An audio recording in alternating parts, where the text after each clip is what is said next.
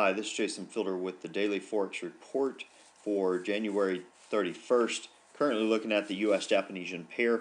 This particular pair did gap down a significant amount, about 37 pips at the open. It has retraced that. It is moving sideways overall.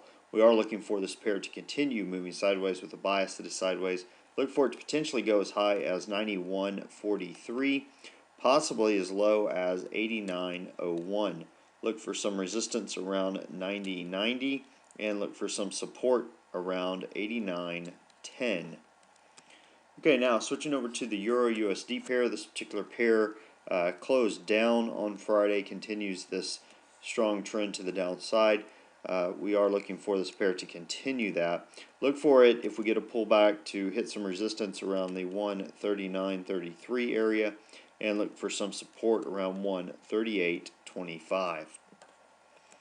Okay, now to the pound US dollar pair. This pair broke through previous support and closed lower. It did gap at the open, is trying to fill that gap, hasn't quite made it as of yet. We are looking for this pair to continue moving to the downside.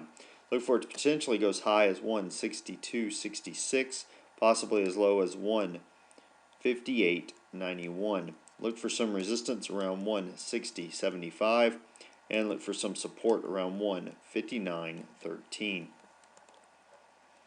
Okay, now looking at the US Swiss.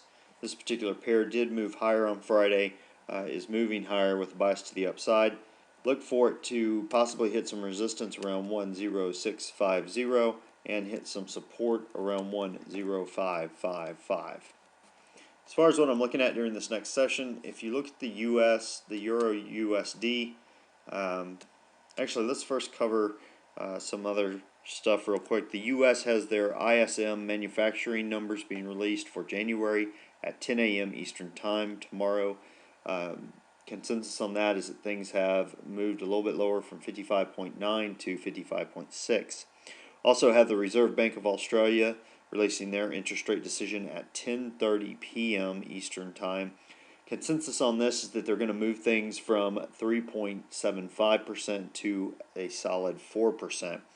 Now, as far as what I'm looking at during this next session, the US, the Euro USD has moved higher so far during the session. I do believe this downward trend is going to continue. I do believe we'll hit some support right around here. If you look historically, we have some support areas if you back out far enough in this overall area.